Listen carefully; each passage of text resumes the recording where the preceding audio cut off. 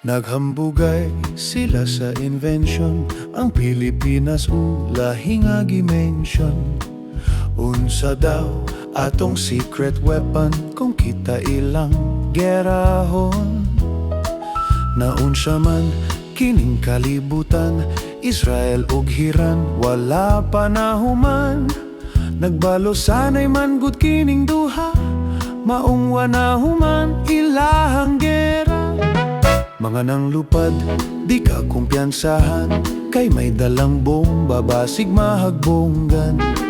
Ang mga tao bisan asa og dagan, kay nangaguba ang ilang gipuy-an.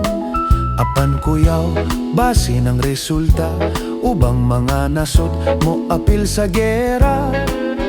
Pilipinas aksyon kabalaka, wala nagkumpiyansa, wakwak nagtraining na. Babaeg lalaki, bata ug tigulang, kaya protektahan basta manghaplas lang. Kung gahi ang mga kalaban, di ta managan, manglupad tang tanan. Hangtod na kaadlawon, buntag na langin taon, ang mga wakwak nagpadayon. Gobyerno nagtugot, nagtraining way suot, ug pagkaugma gipang panuhot. Dunay lalaki na naguog haplas, basin ug mumahalan, presyo mo taas. Ug ang tanan nagkagubot na, kay gustong mo lupad kung naay gera.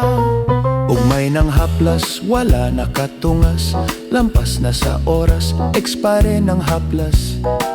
Dunay nang lupad nga, dagko og tiyan, kusog mo untol sa kahanginan.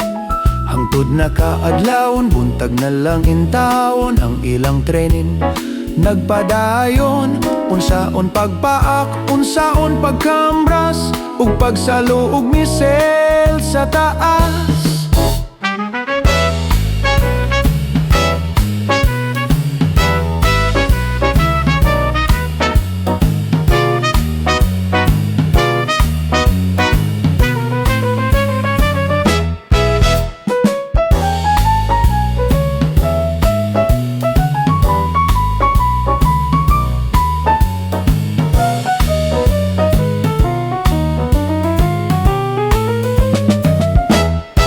Nagkadugay medyo nagmahal na, daghay na tingala sa presyo sa lana.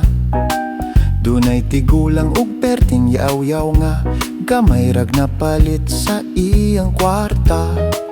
Na ay discount kung daghag makompra, lahi ug presyo sa wholesale sa lana. Gisakyan og negosyo ang sistema, kay mga insik ang wakwak na ninda. Kung mahal man ang gasolina, kung may haplas, walay problema.